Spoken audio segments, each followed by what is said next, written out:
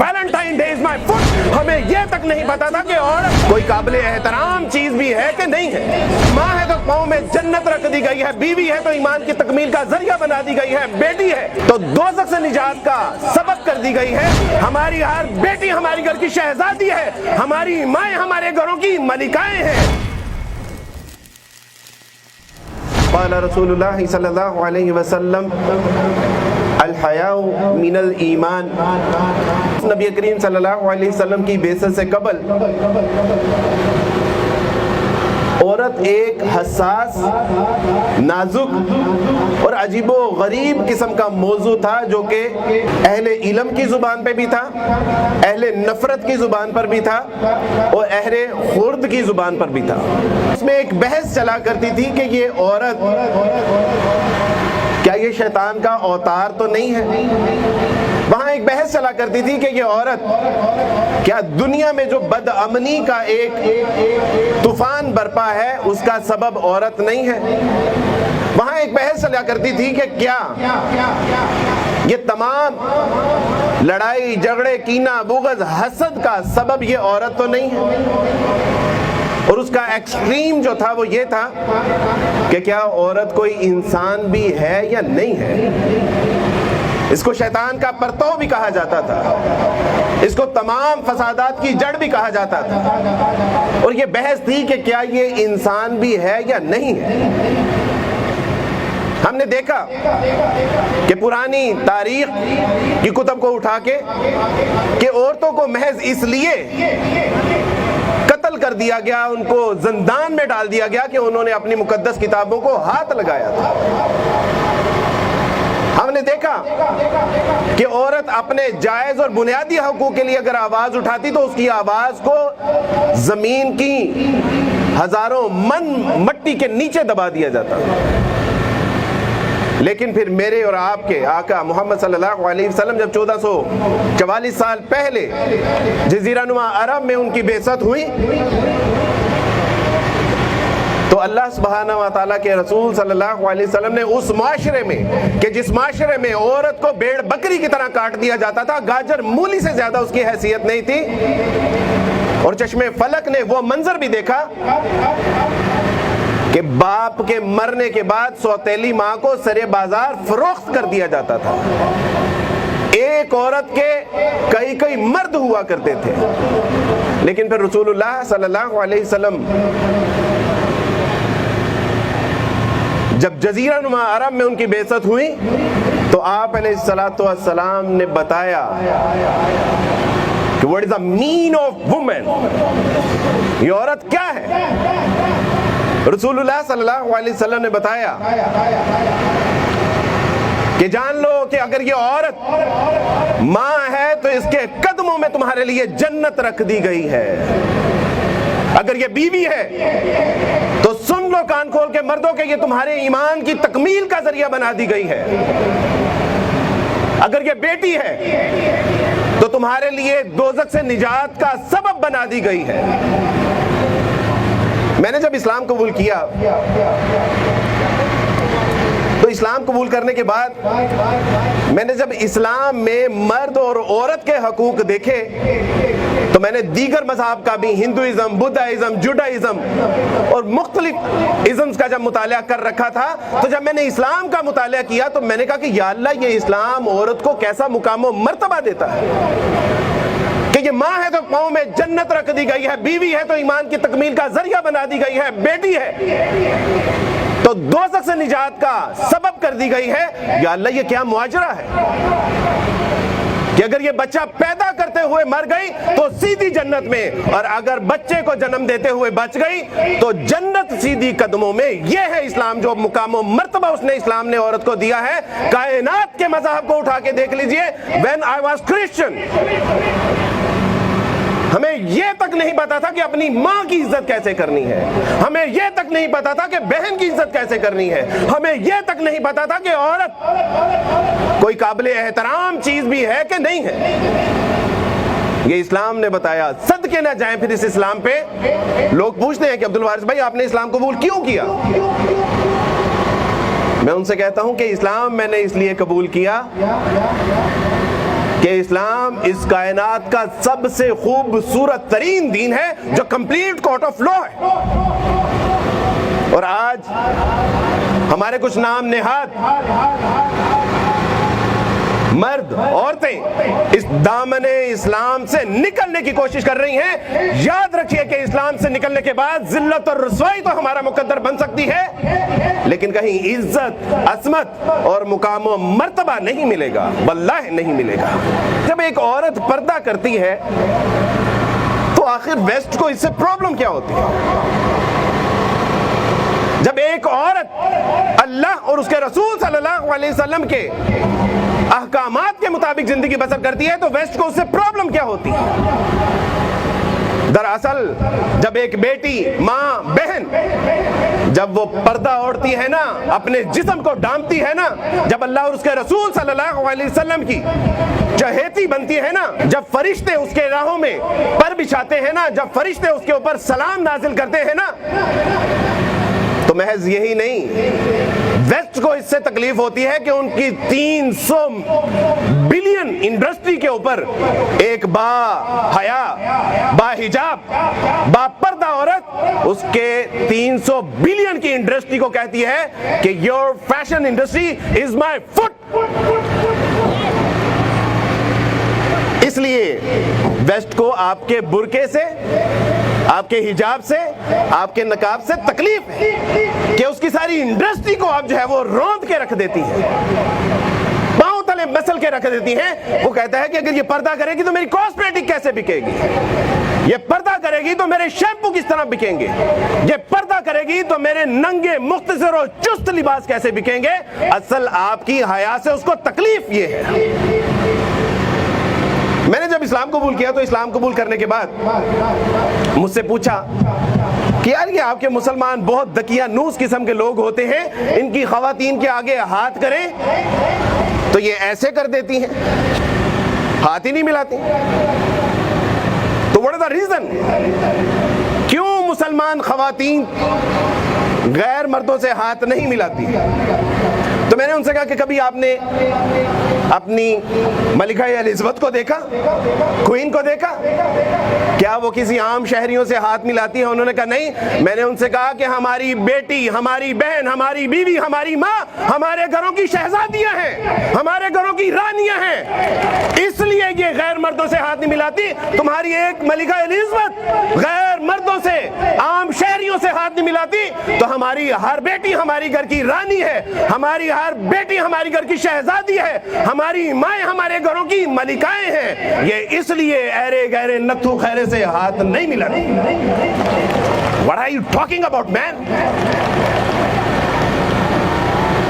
بیٹا اسلام کو پڑھ لیجئے ایک بار. After man asked me, why you embrace Islam, عبد الوارث؟ اللہ کی قسم رونا آتا ہے کہ میں یہ ایک مسلمان پوچھ رہا ہے کہ عبد الوارث بھائی آپ نے اسلام کیوں قبول کیا؟ اگر اس کو اسلام کا پتہ ہوتا تو یہ مجھے کہتا کہ عبد الوارث اسلام تو اتنا پاک دامنی کا مذہب ہے، اتنا حیا کا دین ہے، بہادری اور شجاعت کا دین ہے. عبد الوارث تم نے اتنی تاخیر سے اسلام کیوں قبول کیا؟ سوال تو اصل میں یہ ہونا چاہیے تھا.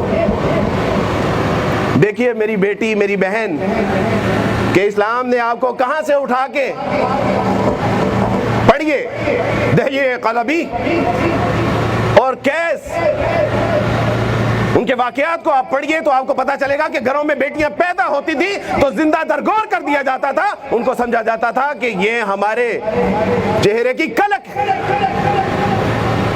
اور پھر رسول اللہ صلی اللہ علیہ وسلم آئے تو آپ علیہ الصلوۃ والسلام کو کہا، آپ علیہ السلام نے فرمایا خیرکم خیرکم لأہلہ وانا خیرکم لأہلہ. اے دنیا کے انسانوں، پاکستان کے انسانوں، اے یورپ ویسٹ ایسٹ کے لوگوں، اے پنجاب یونیورسٹی کی بچیوں، اے بچوں، کان کھول کے سن لو کہ رسول اللہ صلی اللہ علیہ وسلم نے کیا فرمایا کہ بہترین شخص کون ہے؟ کہ جو اللہ کی راہ میں مال خرچ کرنے والا ہے، جہاد کرنے والا ہے، مال لٹانے والا ہے، جان دینے والا ہے، جان لگانے والا ہے، صف کاٹنے والا ہے, صفوں میں چیر جانے والا ہے, نہیں, بلکہ فرمایا کہ سن لو کہ تم میں سے بہترین مرد وہ ہے کہ جو اپنی بیویوں کے ساتھ بہترین حسن سلوک کے ساتھ پیش آتا ہے. کہاں سے لائیں گے دین؟ بیٹا میں اگر کسی دیوبندی, اہل حدیث, بریلوی, حنفی, شافعی, مالکی, شیعہ کے گھر سے ہوتا تو آپ کہتے کہ یہ اپنے مسلک کی تبلیغ کر رہا ہے. بیٹا میں تو عیسائیوں کے گھر میں پیدا ہوا تھا اور اسلام قبول کیا. میں تو آپ کو وہ حقائق بتا رہا ہوں کہ جو یہ ہماری نسلوں سے چھیننا چاہتے ہیں. ان کو پتا ہے کہ جب تک ان کے اندر حیا ہے, ان کو پتا ہے کہ جب تک یہ پاک دامن ہے, ان کو پتا ہے کہ جب تک یہ با پردہ ہے, ان کو پتا ہے کہ جب تک یہ با حیا ہے, با حجاب ہے, ہم اپنے مقصد میں کامیاب اور کامران نہیں ہو سکتے. ہم پاکستان کو, عالم اسلام کو عالمی سطح پہ تنہا نہیں کر سکتے. اس کے لیے ان کے اندر بے حیائی پیدا کرنی پڑے گی.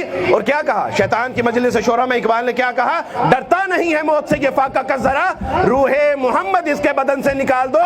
بیٹی جب یہ پردہ ہٹاتی ہیں تو روح محمد بدن سے نکل جاتی ہے. جب پاؤں کو زمین پہ چھن چھنا کے مارتی ہو تو ایمان نکل جاتا ہے. جب غیر مردوں سے ہنس ہنس کے باتیں کرتی ہو تو ایمان کمزور پڑ جاتا ہے. بیٹی اوے تم تو وہ شہزادیاں ہو, تم تو وہ ہمارے گھروں کی رانیاں ہو کہ جن کی برکت سے اللہ ہمیں رزق عطا فرماتے ہیں. اگر تم باحیا ہوگی تو ہم سینہ تان کے میدان میں لڑ بھی سکتے ہیں, میدان میں مر بھی سکتے ہیں. اور بیٹا اگر تمہارے اندر سے حیا نکل گئی تو ہم تو ویسے ہی شرم سے مر جائیں گے, نہ کچھ لڑ سکتے ہیں نہ ویسے مر سکتے ہیں. ایک بچی نے پوچھا کہ اماں یہ ہم پردہ کیوں کرتے ہیں؟ اس نے کہا کہ بیٹی میں زیادہ تو میں پڑھی لکھی نہیں ہوں, میں علم فقہ سے بھی آ رہی ہوں, قرآن بھی تفسیر وغیرہ نہیں پڑھتی, بس یہ ہے کہ موٹا موٹا علم ہے.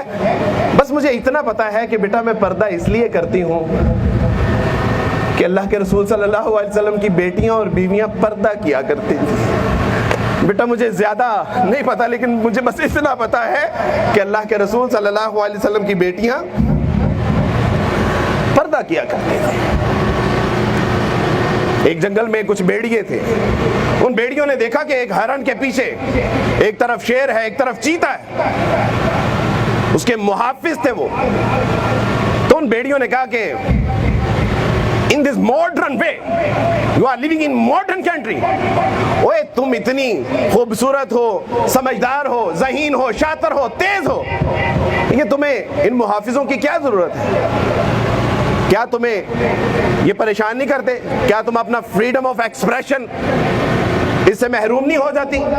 اس نے پہلے شیر سے کہا کہ جی مجھے کوئی ضرورت نہیں ہے, I can do everything on myself, مجھے کوئی ضرورت نہیں ہے. شیر کو بھی اس نے بھگا دیا, چیتے کو بھی اس نے بھگا دیا. اور اس کے بعد بیڑیوں کو جب پتا چلا کہ اب یہ اکیلی ہے, اس کا کوئی محافظ نہیں ہے, تو انہوں نے آرام اور تسلی کے ساتھ اس کو نوچنا شروع کر دیا. اوے شہزادیوں, یہ اس لیے ظالم لوگ ہمیں حیا سے, پردے سے, نماز اور دینداری سے نکالنا چاہتے ہیں کہ جب ہم کسی بیڑیے کا شکار ہونے لگے تو ہمارے محافظ ہمارے اوپر نہ ہوں. اور سب سے بہترین محافظ آپ کا تقویٰ ہے, سب سے بہترین محافظ آپ کا باپ ہے, سب سے بہترین محافظ آپ کا بھائی ہے, سب سے بہترین محافظ آپ کا بیٹا ہے, سب سے بہترین محافظ آپ کا شوہر ہے. وہی اللہ نے جس کو اتنے محافظ دیے ہو اور اس کو معاشرے میں کوئی درندہ نوچ لے, ممکن نہیں ہے. الرجال قوامون علی النساء. اور غیر مسلم تو اعتراض کرتے ہیں کہ دیکھیں جی عورت صنف نازک ہے اور اس کے اوپر جو ہے وہ مردوں کو حاکم بنا دیا گیا ہے. کچھ لوگوں نے, عیسائیوں نے بھی مجھ سے اعتراض کیا کہ یہ آیت آپ نے پڑھی, کیا یہ انصاف ہے کہ عورتوں کے اوپر مردوں کو حاکم بنا دیا گیا ہے؟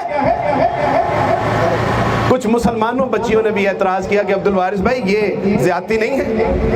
تو میں نے ان سے کہا کہ بیٹا آپ نے عمر فاروق رضی اللہ تعالیٰ عنہ کا کردار نہیں پڑھا کہ انہوں نے کہا تھا کہ قوم کا جو امیر ہوتا ہے دراصل وہ قوم کا خادم ہوتا ہے. الرجال قوامون علی النساء. اللہ نے قرآن میں اعزاز تو عطا فرما دیا, اعجاز تو عطا فرما دیا کہ یہ اس گھر کا حق جو حاکم ہے, حکمران ہے, یہ ذمہ دار ہے. لیکن اس کے بعد عورت کے ساتھ کیا کیا کہ دیکھو یہ صنف نازک, वस्सालिहात कानितात, ये वफादार, ये नरमो नाजुक, ये सिनफे नाजुक, ये बाहया, ये बाकिरदार, ये बावफा। ओए ये तो घर से बाहर निकल जाए तो इनको वापसी का रास्ता नहीं पता चलता। देखो मैंने तुम्हें इन औरतों के ऊपर हाकिम तो बनाया है, लेकिन काम सारे तुम ही ने करने हैं। बाहर दावत और तबलीग के लिए ये नहीं तुम जाओगे, तूफानों के साथ मुकाबला तुम करोगे, जहाद और कताल तुम करोगे, सफों को तुम चीरोगे, सफे तुम्हें चीरेंगी। फिक्रे मौश के लिए दर दर तुम फिरोगे, लकड़ियां और पहाड़ तुम काट के रास्ते बनाओगे। और कहा गया रिजाल क़व्वामून अला निसा, कि तुम्हारे लिए हुक्मरान है, लेकिन काम सारे अल्लाह की कसम मजदूरों वाले दे दिए मर्द को। पिछले 10-15 दिन से सफर में हूं,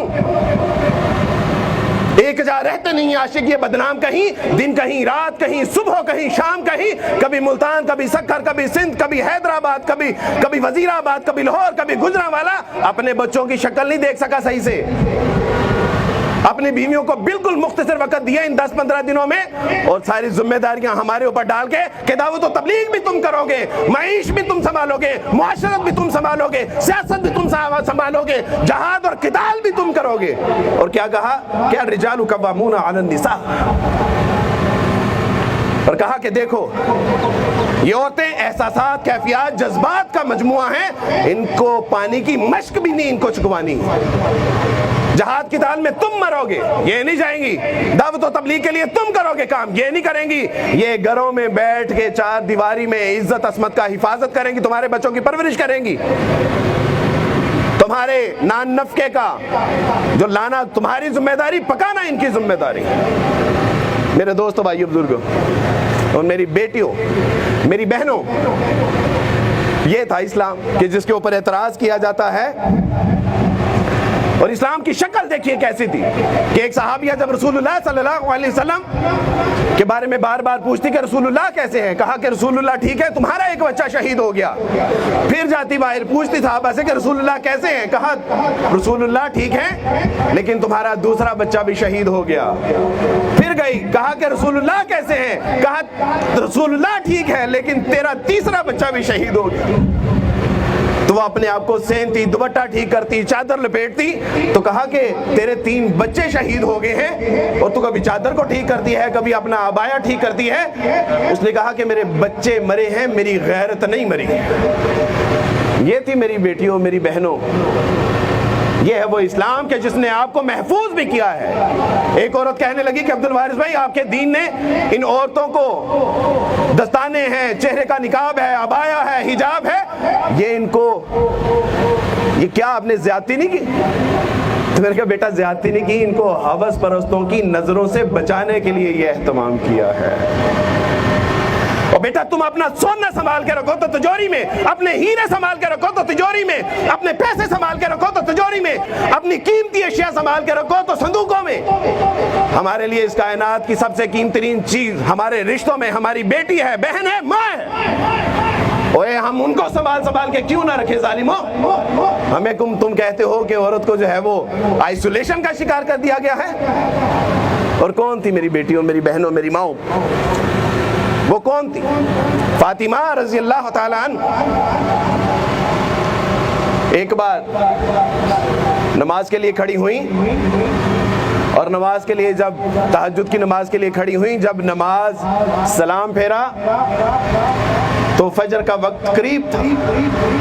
तो कहा कि अल्लाह सुब्हानहू व तआला जी, आपकी रातें भी कितनी छोटी छोटी हैं, मैंने तो 2 रकात नफल के लिए नीति थी, सारी रात खत्म हो गई, फजर शुरू हो गई, अल्लाह जी आपकी रातें भी कितनी छोटी छोटी हैं। मेरे बेटे, मेरी बेटियों, मेरी बहनों, एक औरत के घर में बच्चा पैदा हुआ और वो कहने लगी, किसी दोस्त ने कहा कि तुम्हारा बच्चा तो काला है। उसने कहा कि मैंने बच्चे को मुकाबला हुस्न नहीं बल्कि एक दिन बैतुल मुक़द्दस को फतह करने के लिए पैदा किया है। और ठीक 20-22 साल के बाद उसका वही बच्चा बैतुल मुक़द्दस के दरवाजे पे फातिहाना खड़ा था, जिसको दुनिया सलाहुद्दीन अय्यूबी के नाम से जानती है।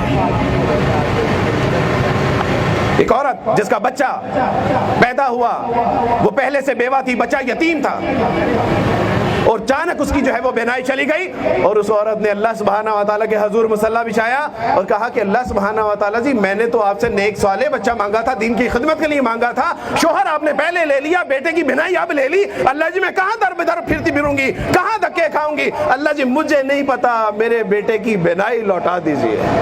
اتنا روئی, اتنا گڑ گڑائی, اتنا کرلائی, اتنی آوازاری کی, اللہ کے حضور ہاتھ بٹھا کے روتی رہی, مانگتی رہی. اللہ سبحانہ و تعالیٰ نے کہا کہ ابراہیم اب آپ ہی جائیے اس کو تسلی دینے کے لیے.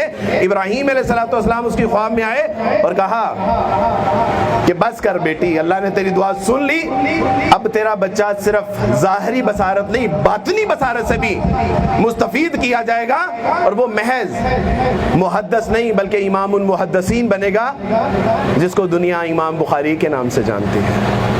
اور میری بیٹی, دنیا کی مائیں بچے پیدا کرتی ہیں لیکن مسلمانوں کی مائیں شیر اور چیتے پیدا کیا کرتی تھی, وہ بہادر پیدا کیا کرتی تھی, وہ صالحین پیدا کیا کرتی تھی, وہ شہداء پیدا کیا کرتی تھی, وہ صدیقین پیدا کیا کرتی تھی. دنیا کی مائیں بچے پیدا کرتی ہیں, ہماری مائیں امام بخاری, صلاح الدین ایوبی, محمد بن قاسم, خالد بن ولید پیدا کرتی ہیں. اور بیٹا پہچان اپنے آپ کو. اور یہ بیڑیے چاہتے ہیں کہ تیرے دائیں بائیں آگے پیچھے سے لوگ ہٹ جائیں, تیرے محافظ, لیکن بیٹا نہیں. You should know about yourself کہ تم کون ہو, کہاں سے آئی ہو, کدھر جانا ہے, تیرا مقام و مرتبہ کیا ہے.